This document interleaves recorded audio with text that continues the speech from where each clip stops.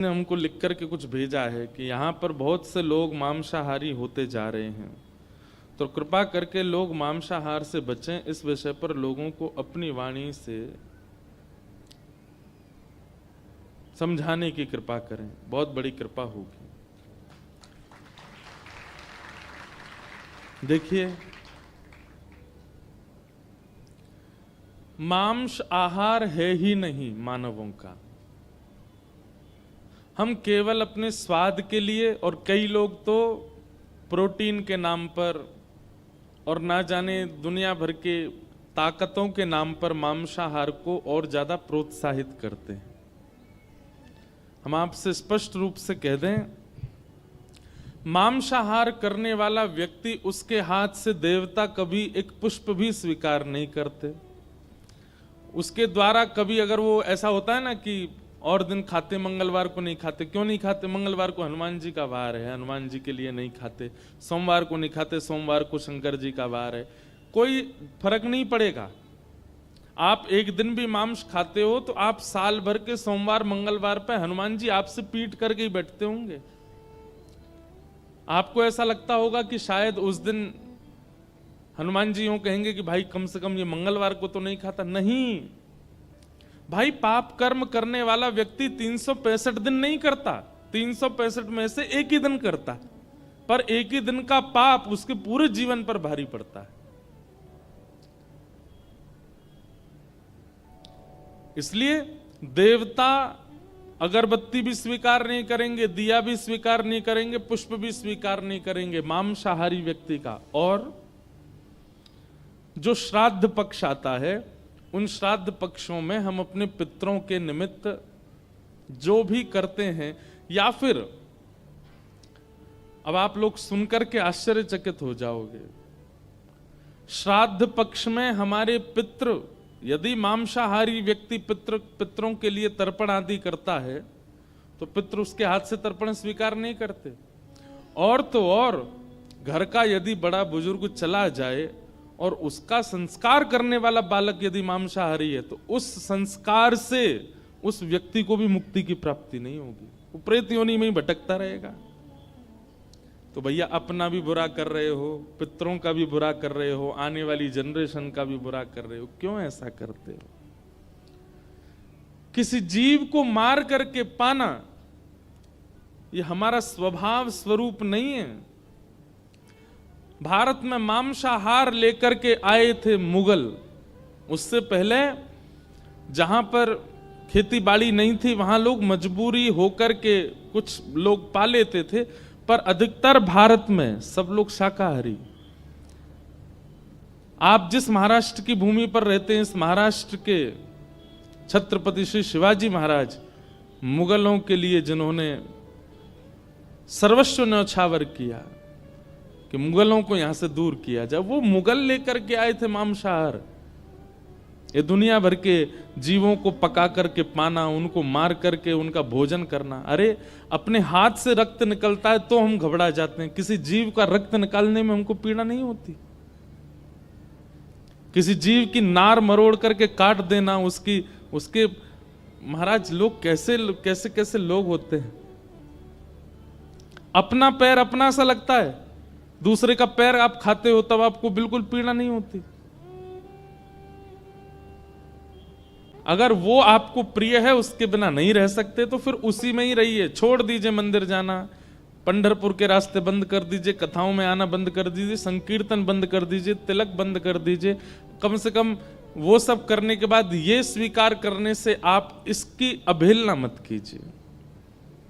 और यदि एक बार भी पंढरपुर गए हैं, एक बार भी कथा सुनी है, एक बार भी सत्संग किया है, थोड़ा विचार कीजिए। अब भी समय है, छोड़ दीजिए, मत किसी जीव को पाइए,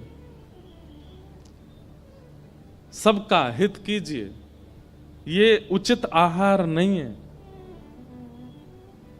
हम आपसे आज अब और इससे ज्यादा जिद तो कर नहीं सकते हम कि हाथ पांव पकड़ लें, भाई अब नहीं खाओगे तुम। लेकिन एक बात निश्चित मान लीजिएगा, अभी तक मां ने टोका होगा, अभी तक पिताजी ने टोका होगा, बच्चों ने टोका होगा, मित्रों ने टोका होगा कि मत खाओ, पत्नी ने टोका होगा, पर अब एक ब्रजवासी टोक रहा है। और अगर हमारी बात नहीं मानी तो वैसे तो हम कुछ नहीं है, सामान्य बालक हैं, लेकिन ब्रज के जन्मे हैं, हमारी बात नहीं मानी तो ब्रज को लाला आपसे कभी प्रसन्न नहीं रहेगा।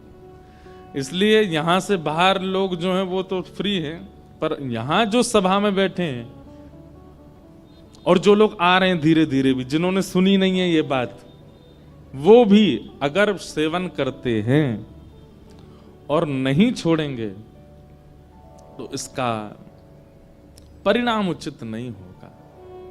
परिणाम बंधु उचित क्या नहीं होगा, पता क्या होता है?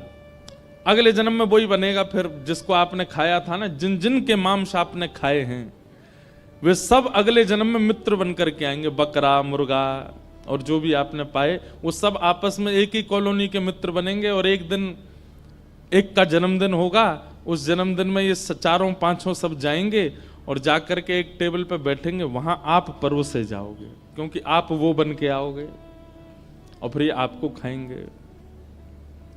अब हमको इससे ज्यादा कुछ कहना नहीं है, नहीं तो भक्त चरित्र चल रहा है, क्यों हम खीर में नमक डालने का काम करें। पर किसी ने निवेदन किया है तो इसका मतलब पीड़ा ज्यादा है।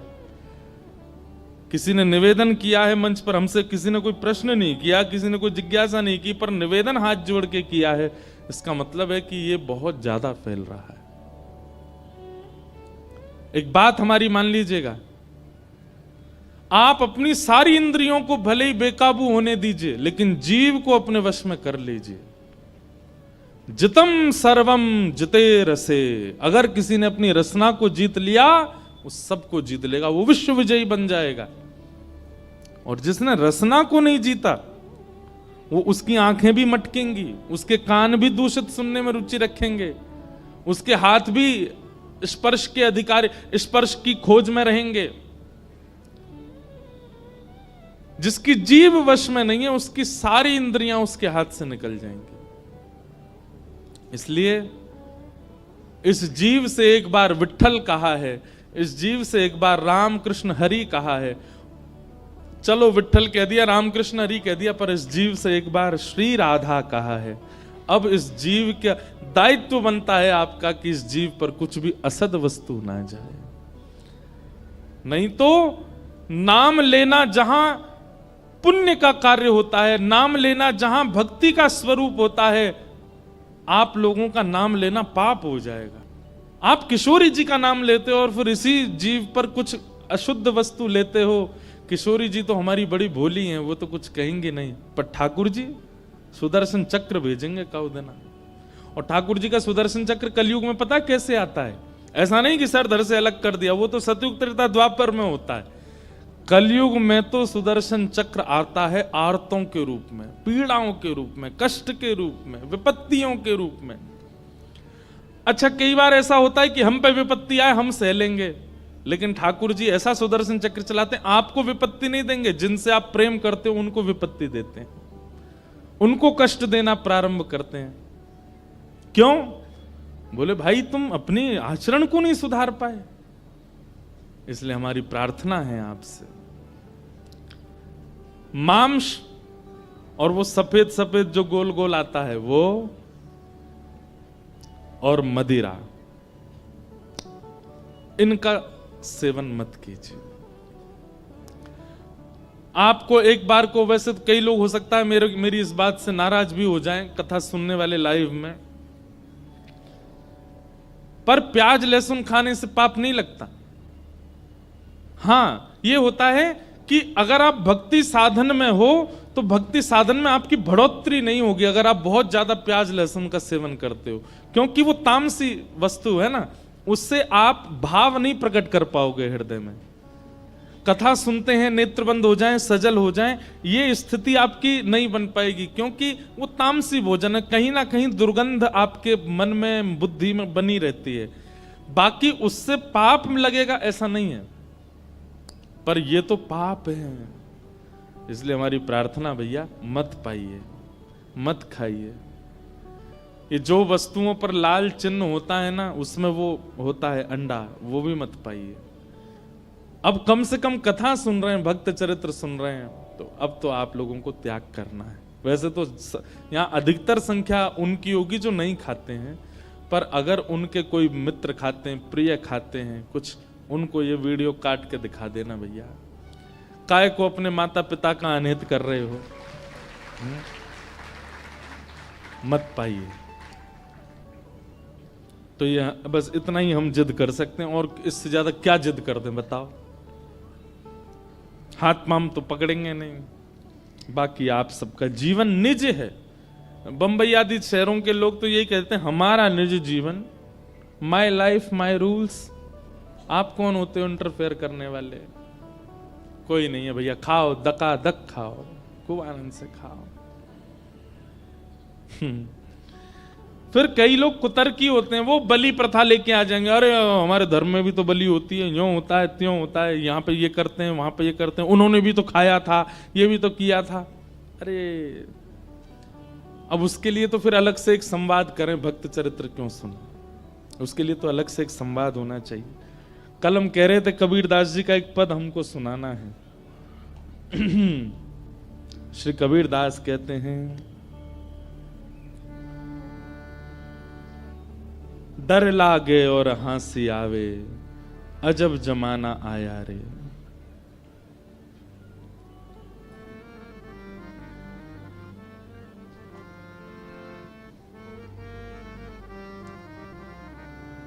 डर लागे और हंसी आवे, अजब जमाना आया रे। डर लागे और हंसी आवे, अजब जमाना आया रे। धन दौलत ले माल खजाना, वैश्या नाच नचाया रे। धन दौलत ले माल खजाना, कबीरदास क्या कह रहे हैं? बोले व्यक्ति धन किस लिए कमा रहा है? केवल और केवल असद क्रियाओं को करने के लिए। बुरा नहीं मानिएगा, धन की बढ़ोतरी होने पर व्यक्ति उस धन के मार्ग से कुछ ना कुछ गलत करने का विचार करने लगता है। हमारे श्री तुकाराम जी महाराज आपके महाराष्ट्र में हुए, अद्भुत भक्त श्री पंडरीनाथ भगवान के, ज्ञानदेव तुकाराम, श्री तुकाराम जी अद्भुत भक्त हुए श्री पंडरीनाथ भगवान के। एक बार श्री तुकाराम जी महाराज देहू, महाराष्ट्र में देहू में रहते थे। वहीं पास में एक पर्वत था, उस पर्वत पर बैठ करके श्री तुकाराम जी भजन करते थे। अकाल पड़ा था, तो उस अकाल में इनकी पत्नी और बेटे की मृत्यु हो गई, भोजन नहीं मिलने की वजह से। फिर बाद में इनका दूसरा विवाह कर दिया गया। दूसरी बहू जो आई वो इतना शासन करती थी इनके ऊपर, वो कहती थी उठो तो तुकाराम जी को उठना पड़ता था, वो कहती बैठो तो तुकाराम जी को बैठना पड़ता था। एक बार एक तुकाराम जी के पास एक बालक गया, बालक ने जाके कहा तुकाराम जी मेरे सब परिवार के लोग मेरे पीछे पड़े, ब्याह कर लो ब्याह कर लो ब्याह कर लो। मैंने सबसे कहा है आप कहोगे तो मैं ब्याह करूंगा, क्योंकि उस बालक को पता था तुकाराम जी कभी नहीं कहेंगे। भाई दूध का जला छाछ भी फूंक फूंक के पीता है, और वो तुकाराम जी खुद इतनी पीड़ा में हैं, वो किसी और को पीड़ा में क्यों डालेंगे। तो बालक अपने परिवार वालों को लेके आया, बोले तुकाराम जी बोल देंगे ब्याह कर लो तो मैं कर लूंगा। उसको विश्वास था कि तुकाराम जी मना करेंगे। सब परिवार के लोग आए, बोले आप बोल दीजिए, ये ब्याह नहीं कर रहा है, इतने दिन हो गए, आप बोल देंगे तो इसका ब्याह हो जाएगा। बोलता है आप बोल दोगे तो फिर ये ब्याह कर लेगा। तुकाराम जी बोले निश्चित, अभी इसी वक्त इसका ब्याह कराओ। बालक बोला तुकाराम जी ये आप ईर्ष्यावश बोल रहे हो ना, आप ये चाहते हो कि जो पीड़ा आपको हो रही है वो मुझे भी हो। तुकाराम जी ने उसको उठा, इधर बैठ, क्या बात है। बोले आप इतनी पीड़ा में रहते हैं, आपकी पत्नी पूरा नगर जानता है, आपको डांटती है, सब करती है वो, और फिर भी आप कह रहे हो कि इसका ब्याह कर दो। जो खुद इतनी पीड़ा में है वो दूसरे को ब्याह के लिए कैसे कह सकता है। इतनी प्रतिकूल पत्नी आपकी, फिर भी आप बोलते हो। तो तुकाराम जी बोले, देख एक मेरी बात सुन, देख अगर अनुकूल पत्नी आ जाए, जैसा तू है वैसी तेरी पत्नी आ जाए तो फिर कोई दिक्कत नहीं है, तू भी भजन करना, वो भी भजन करेगी। और अगर प्रतिकूल पत्नी आ जाएगी तो एक गांव में 2 तुकाराम हो जाएंगे, मैं भी और तू भी। अकेले तुकाराम से क्या काम चले। बोले सब मेरे को प्रणाम करने आते हैं दूर दूर से। छत्रपति श्री शिवाजी महाराज दंडवत करते थे तुकाराम जी महाराज को। बोले गांव में मेरे घर में मेरा सम्मान नहीं है, लेकिन बाहर देख लाखों की तादाद में लोग दर्शन करने आते हैं।